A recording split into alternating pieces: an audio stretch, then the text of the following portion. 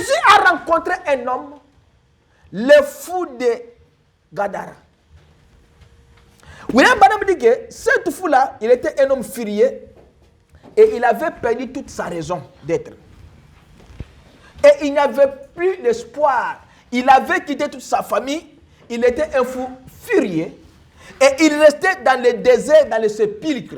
William Branham dit qu'au cimetière où il restait, les démons aiment ces endroits-là. Dans le sépulcre, il aime toujours des endroits pareils pour faire le travail. Les démons ne peuvent pas habiter dans de bons bâtiments. Les démons habitent dans des endroits comme les cimetières, des histoires comme ça. Et ce sont des endroits de désordre que les démons veulent habiter. Mais cet homme-là était un père de la famille. Il a rencontré maintenant Jésus. Jésus a regardé cet homme. Il dit, il est toujours le Dieu. Ce soir, restait tout à fait le même qu'il était dans ce jour-là. Il a rencontré cet homme-là et Jésus a eu pitié à cet homme-là. Il a utilisé la parole. Il a regardé à cet homme-là par la puissance qu'il avait, par les dons que Jésus avait, par la promesse que cet homme-là avait, la promesse qu'un jour il sortira de ce sépulcre. Parce que dans la pensée de Dieu, il savait qu'il devait passer par là et délivrer cet homme. Jésus savait qu'il devait passer par la rivière pour délivrer Pierre. Et Jésus savait qu'il devait passer par toi pour te délivrer aujourd'hui. Jésus savait qu'il devait passer par le chemin de ta maison pour délivrer tes enfants. Il y avait beaucoup de chemins. Pourquoi il est passé par le chemin du cimetière? C'est parce que dans le plan de Dieu, il devait passer par là. Et ce matin, dans le plan de Dieu, il doit aussi passer aussi par ton chemin aussi pour te délivrer. Il a déjà ce plan-là pour te délivrer. Et il dit, la promesse de Dieu se tient tout près ce soir. Que celui qui veut vienne. Si ça marche avec les autres, alors Dieu témoigne de cela. Et si Dieu témoigne de cela, c'est la vérité. Ne laisse pas cela vous passer par-dessus la tête. Prenez Dieu au mot. Neva, mets-toi ici. Prenez Dieu au mot. Prenez, mets-toi devant. J'ai dit mets-toi devant là-bas. Ok. Mais prenez Dieu au mot. Pourquoi vous prenez Dieu au mot? C'est parce que Dieu est dans sa parole. Prenez Dieu comme votre Père. Prenez Dieu dans sa parole. Jairus avait une fille qui était tellement malade. Jairus est venu, il a dit à Jésus, Maître, je veux que tu passes par ma maison afin de guérir ma fille. Et Jésus était en route vers ce Jairus pour guérir sa fille. Et on a envoyé un messager dire à Jairus que ne peut-il pas le maître, ta fille vient de mourir. Alors, ne peut-il pas le maître parce que ta fille vient de mourir. Alors, William Branham dit que je peux voir l'expression de son visage se détériorer par le message. Il s'est dit, ma fille est morte. Il s'est associé avec des incrédules. Mais tout le temps, il voulait croire en Jésus. Quand vous croyez en Jésus, quelle que soit l'association déjà que vous avez, Dieu vous mettra toujours à part. Dieu veut que vous puissiez le croire lui et lui seul et que vous puissiez l'écouter. N'écoutez pas vos voisins. Jairus avait la foi que ma fille serait guérie, mais on lui envoie un message de détresse. Ne peut-il pas le mettre? Ne peut-il pas le mettre? parce que ta fille est morte. Alors, Jésus est allé. William Branham vous dit que ayez maintenant la foi comme la foi de Jairus. Il remarquait à la grande différence, pendant que ces gens venaient, ce pauvre petit Jairus, découragé dans son cœur, a dit l'enfant est mort, ne dérange pas le maître. Mais je peux voir ses yeux s'exprimer autre chose. Ne crée pas, crois seulement. Oh là là, il savait où il se tenait. Il savait que cet enfant serait ressuscité. En effet, Jairus avait une vraie foi pour rester au milieu de tous ces douteurs. Alors, il dit, quand Jésus est arrivé là-bas, il a dit que non, l'enfant n'est pas mort, l'enfant dort. Les gens qui étaient dans la maison de Jairus ont commencé à ridiculiser Jésus, à parler de tout. Oh, Jairus était allé chez Jésus pour lui dire que Seigneur, sur ta parole, je veux que ma fille soit guérie. Sur ta parole, je veux que ma situation change. Je ne veux pas perdre cet enfant-là. Quand je suis venu, c'est sur ta parole. Je veux que tu puisses prononcer seulement la parole et ma fille serait guérie. Mais comme il était au milieu des douteurs, les gens ne voulaient voir, ne voulaient pas croire avec leur cœur la foi. Les gens voulaient voir. Alors il dit, ces gens-là, ils se moquaient de la puissance de Dieu. William Branham dit que ceux qui se moquent de la puissance de Dieu sont mis en dehors du royaume de Dieu. Quand vous vous moquez de la puissance de Dieu, quand Dieu travaille avec un homme, tu te moques avec cet homme-là. C'est que tu te moques avec la puissance de Dieu. Et tous ceux-là qui se moquent de la puissance de Dieu, Dieu les met en dehors de son royaume. Pourquoi? Parce que quand Jésus est entré dans la maison de Jairus, comme il s'est moqué de Jésus, Jésus les a fait sortir tous. Il les a fait sortir, il dit, tout le monde sort. Vous devez sortir tous, aller dehors. Je reste avec Jairus, sa femme et l'enfant.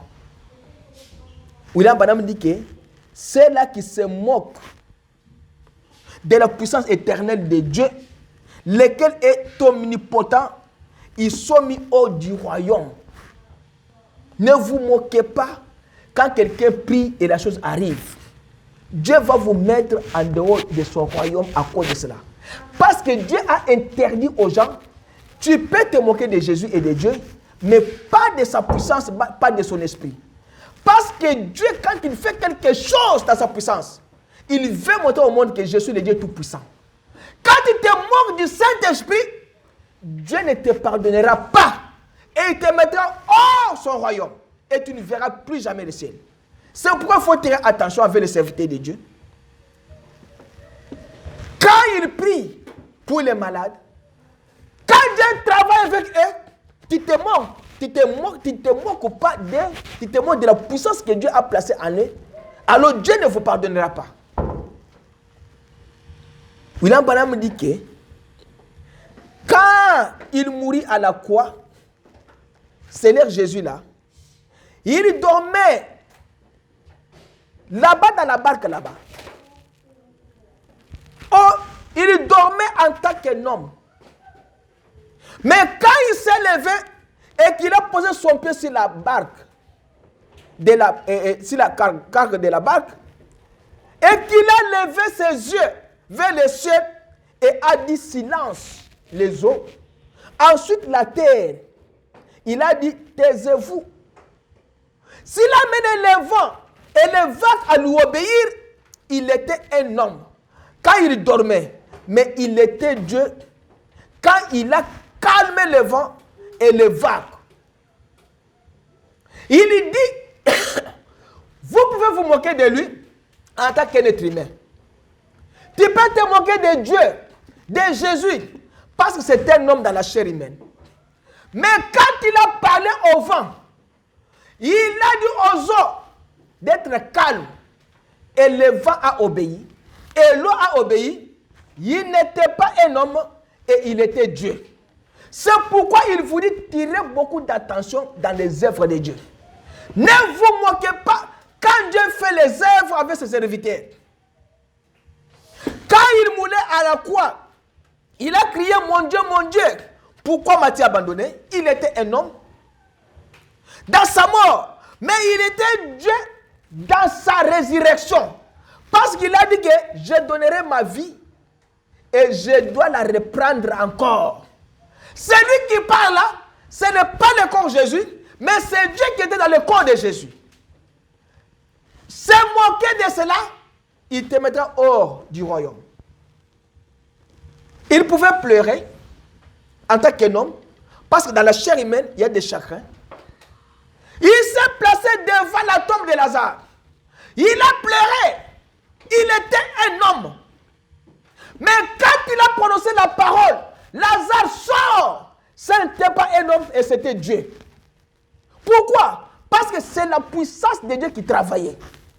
Se moquer de cela, tu seras mise hors de son royaume. William Branham dit que s'il avait prononcé la parole, sortez, ce jour-là allait avoir une résurrection générale. Mais comme il avait spécifié, Lazare sort, il a fait sortir seulement Lazare. Ça c'est Dieu, ce n'est pas un homme, Jésus, le corps là.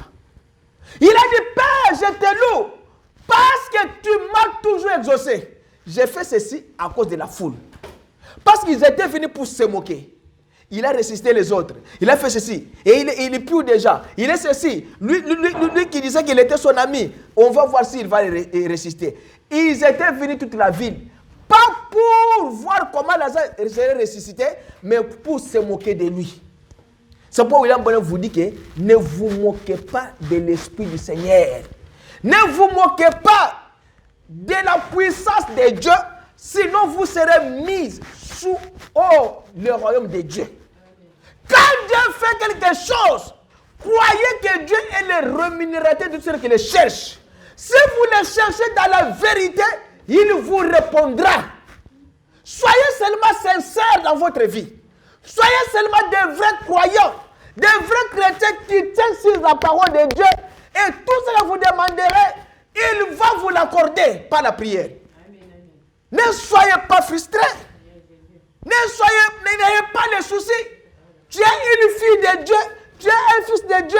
Croyez que Dieu est votre Père. Tout ce que vous allez lui demander, il va vous accorder cela. Ils sont venus pour se moquer. On va voir s'il va rester Lazare. Oui, Lazare sera ressuscité aujourd'hui. Non, il pue déjà. Oui, il pue. Je sais qu'il pue. William Branham dit que nous ne voulons pas discuter sur l'endroit où l'âme de Lazare était.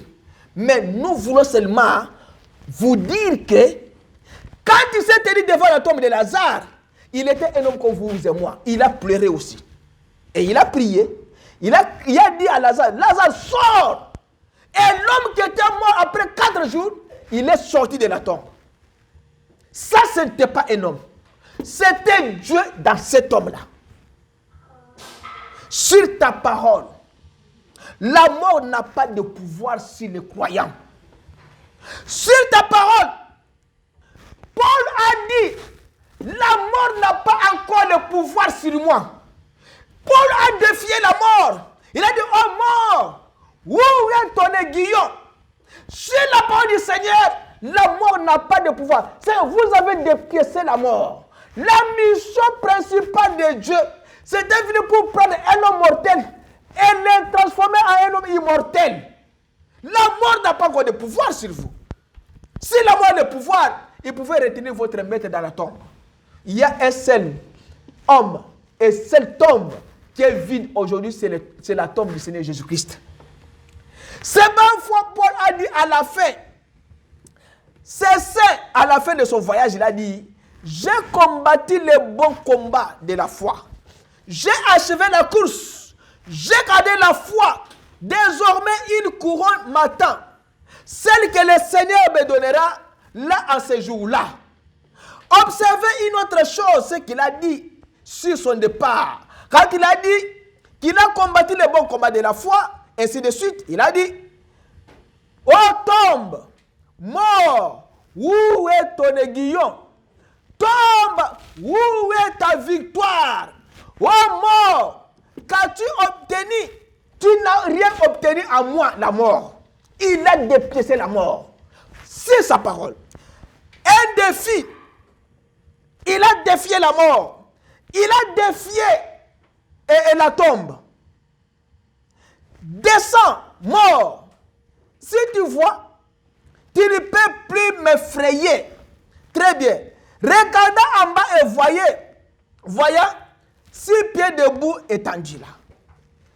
Il a dit, ô tombe, où est ta victoire, où est ton aiguillon? Montre-moi où vous pouvez me le montrer. Où vous pouvez me le montrer. Je peux vous prendre par la main et vous montrer une tombe vide à Jérusalem. Amen.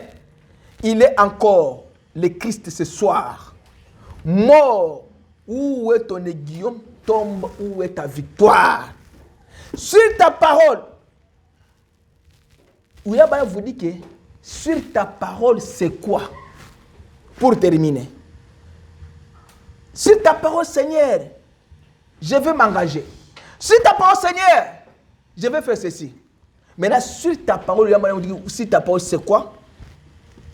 Sur ta parole, cela veut dire que c'est dans sa présence.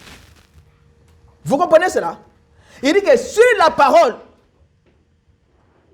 non, je sais, Seigneur, comment, par la prière de quelqu'un, tu me guérirais. Mais si ta parole, c'est dans la présence de Dieu lui-même. Tu peux prier, Seigneur, je prie pour que tu puisses me guérir. Je vais aller chez un pasteur, il va prier pour moi, je prie la fois, je dois guérir. Il dit que pour la prière, c'est à travers un homme. Mais quand il dit que sur ta parole, c'est dans la présence de Dieu. Donc vous devez prendre ça, amener ça à la maison. Seigneur, sur ta parole, dans ta présence, la maladie n'existe pas. La mort n'existe pas. Les chagrins n'existent pas.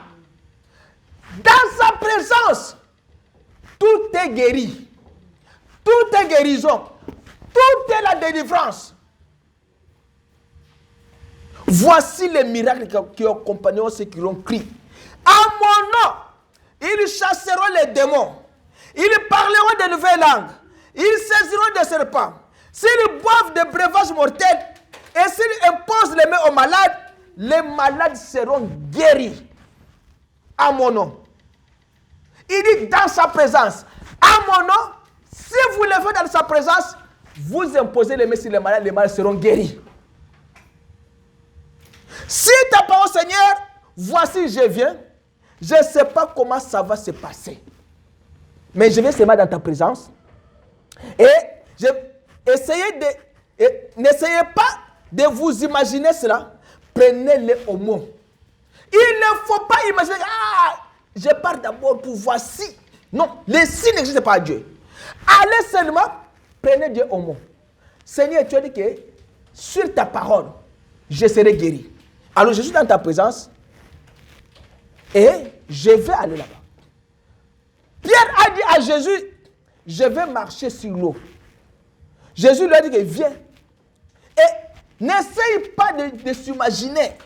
S'il y a ou pas une planche là, en dessous, où marcher. Si tu me dis de marcher, Seigneur, si ta parole, je viens et je marche. Il a demandé à Jésus, permets que moi aussi je puisse marcher sur l'eau. Jésus a dit, viens. Est-ce qu'on avait mis une planche en bas là-bas? Non. C'était l'eau de l'océan, de la mer. Et il a marché. Comme la foi commençait à diminuer et la peur commençait à s'installer, il commençait maintenant à s'incliner. Quand vous avez Dieu, il ne faut pas commencer à se faiblir dans la foi. Vous devez par contre grandir dans la foi, avoir les muscles de la foi. Pierre a commencé à descendre parce que sa foi a commencé à diminuer. Jusqu'à ce qu'il devait se noyer. Si les maîtres n'étaient pas là, il allait se noyer. Les 3 Hébreux, ils avaient une pleine conviction que Dieu allait les délivrer entre les mains du roi. Daniel était convaincu que Dieu allait le délivrer. Et quand on voulait faire descendre les 3 Hébreux à la fournaise ardente, ils ont commencé à se dire, Shadrach, Meshach, Abednego, comment vous voyez? Ils ont commencé à se parler. Abednego a dit, Dieu va nous délivrer. Ne vous en faites pas. Bien que nous sentons la chaleur de ce fait-là, mais nous savons que Dieu va nous délivrer. Quand les choses deviennent difficiles, la délivrance se trouve à l'Éternel. William Branham dit que pour ton cas, Dieu va descendre lui-même pour ton cas. Pour ton cas, il dit que abstinence, je ne peux pas te laisser partir. Gabriel, toi tu ne peux pas partir. Mais pour les cas de Shadrach, Meshach, Abednego, moi-même je dois descendre pour combattre. Pour ton cas aussi ce matin, Dieu ne doit pas envoyer un ange pour te guérir. Dieu ne doit pas envoyer un ange pour entrer dans l'eau te guérir. Non. Dieu doit descendre lui-même pour ton cas et pour te guérir. Dieu n'enverra jamais un prophète pour te guérir. Il dit que pour ton cas ce matin, c'est Dieu seul qui vient pour te guérir. Rien ne peut chasser le Saint-Esprit que Dieu a placé en vous. Le Saint-Esprit qui est en vous, vous voyez, que nous allons tester la religion de ce Saint-Esprit et voir ce que cela fait. Nous allons le brûler en eux. Shadrach, Meshach et Abednego, ils avaient le Saint-Esprit. Alors le roi a dit que nous allons les brûler pour voir comment ils vont vivre. Mais ils avaient le Saint-Esprit en eux. William Branham dit que le Saint-Esprit, vous ne pouvez pas le brûler. Vous ne pouvez pas le mettre dans le feu parce que lui-même est le feu. Moi, j'ai le Saint-Esprit en moi. Et vous allez me dire, non, je dois le tuer pour voir son Saint-Esprit là où il va partir. Non, le Saint-Esprit ne bouge pas dans l'homme. Il dit que, mais vous ne pouvez pas brûler le Saint-Esprit. Il est lui-même un feu. C'est vrai, on a essayé de le faire sortir des gens en le bouillant. Mais il ne pouvait pas faire sortir cela de lui en le bouillant dans l'huile chaude. C'est vrai, vous ne pouvez pas le faire sortir en le brillant. Vous ne pouvez pas faire sortir cela en l'effrayant. Vous ne pouvez pas faire sortir cela en le chassant. Il est là pour demeurer. Il est là, le Saint-Esprit, pour demeurer. La foi, la parole du Seigneur, sur ta parole, je dois vaincre Goliath. Sur ta parole, le pharaon de ma vie sera aujourd'hui ôté. David est allé sur la parole du Seigneur couper la tête de Goliath. Et la tête de Goliath aujourd'hui pour vous, c'est votre cas difficile qui n'a jamais eu la solution. Et aujourd'hui, la même épée que Goliath avait utilisée pour tuer David, c'est cette même épée-là qui a coupé la tête de Goliath. La même arme que l'ennemi a toujours utilisée pour vous faire couler votre vie, déranger votre vie, c'est la même arme qui va couler Satan aujourd'hui, qui va couler ton ennemi aujourd'hui. Comme ton ennemi utilisait quelqu'un pour te faire couler. Il utilisait ta maman, il utilisait ton frère, il utilisait ton mari, il utilisait ta femme, il utilisait tes enfants, tes amis. Les boss au travail pour te faire souffrir, c'est le même instrument là que l'ennemi utilise qu'il va couler ton ennemi là. Comme l'ennemi là utilisait quelqu'un pour te couler, c'est seulement son instrument là qui va couler ton ennemi. Il dit que David avait pris Dieu au mot. Parce qu'il avait devant lui quelqu'un qui, même Saoul, craignait. Parce que William Branham dit que quelqu'un qui pouvait combattre Goliath bien, c'était Saoul parce qu'il était de grande taille. Mais Saoul avait peur. Mais David savait qu'il avait un Dieu d'Israël. David savait qu'en lui, il y avait la puissance qui était plus que la puissance qui était en Goliath. Et William Branham dit que Et juste au moment où nos amis grévissaient leur dernière marche, si ta parole, Seigneur, me voici, je viens. Quand il descendait là-bas dans la fournaise ardente, Dieu avait déjà placé maintenant un ange. Et Dieu avait dit que moi, je n'enverrai jamais un ange là-bas. Moi-même, je dois descendre. Il dit au paragraphe 44 pour terminer, il est toujours le Christ ce soir. N'ayez pas peur. Prenez Dieu au mot.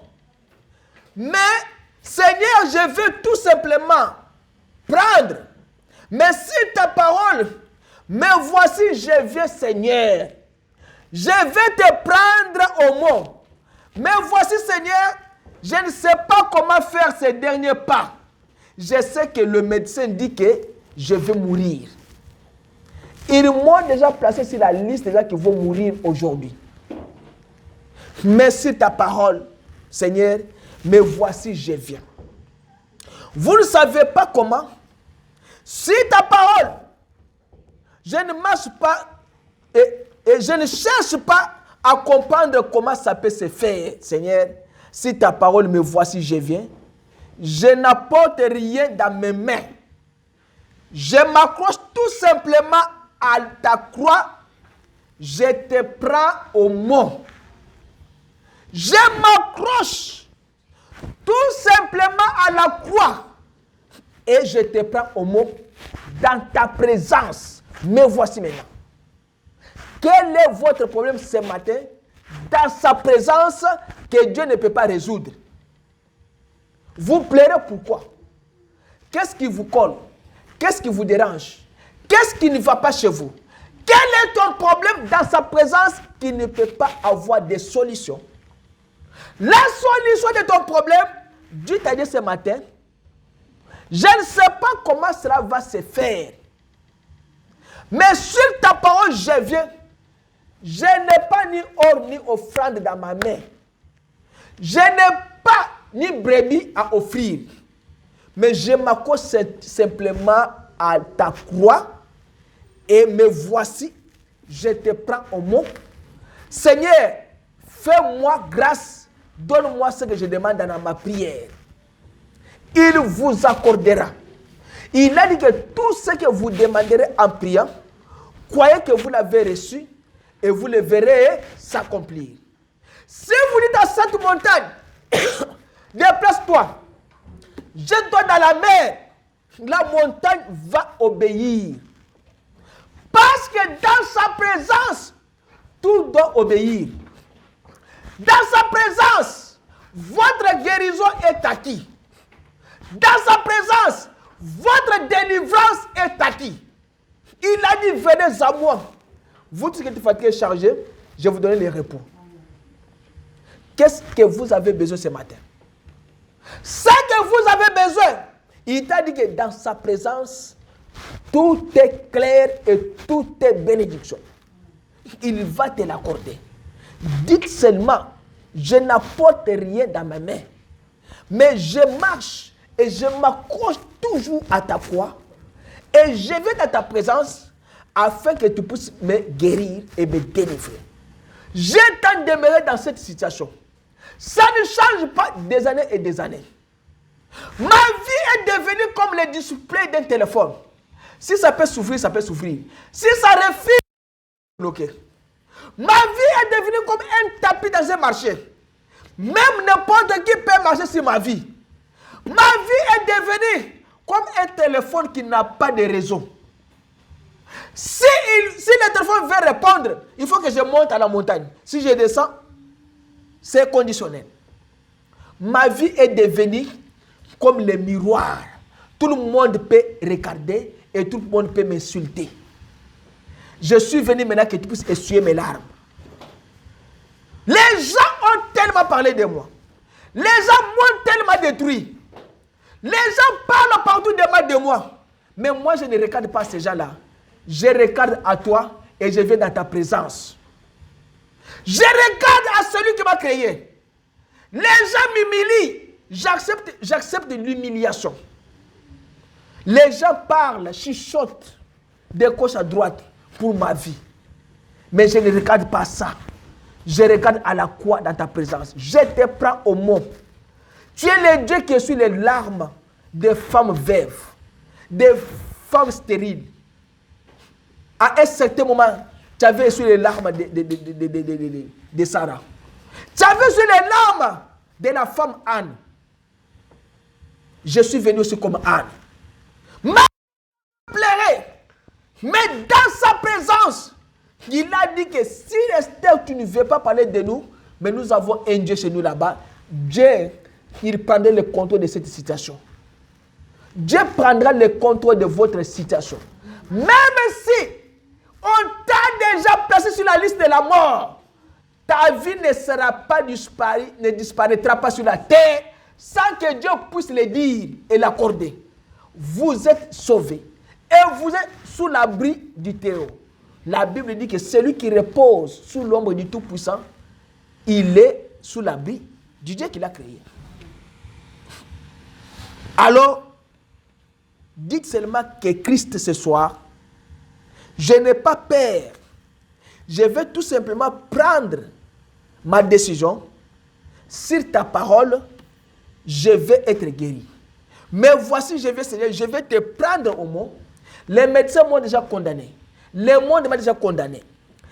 C'est que tout le monde m'a déjà refusé. Je suis devenu comme un chiffon qu'on peut effacer n'importe quel tableau, n'importe quel mur. Ma vie est comme le papier du précateur maintenant. Tout le monde parle mal de moi. Personne ne m'aime. Mais toi, tu m'aimes, tu m'as aimé et tu m'as donné la vie éternelle. Sur ta parole, Seigneur, je viens. Je m'accroche tout simplement à la croix. Là où tu as versé le sang précieux et tu m'as donné la vie. Alors maintenant, je viens, je te reprends au monde. Sois mon guérisseur, sois ma délivrance, sois ma vie, sois ma lumière, sois mon bouclier, sois mon tout en tout. Je m'accroche à toi. Au nom de Jésus. Amen. Que le Seigneur vous bénisse. Ok, nous allons nous mettre debout.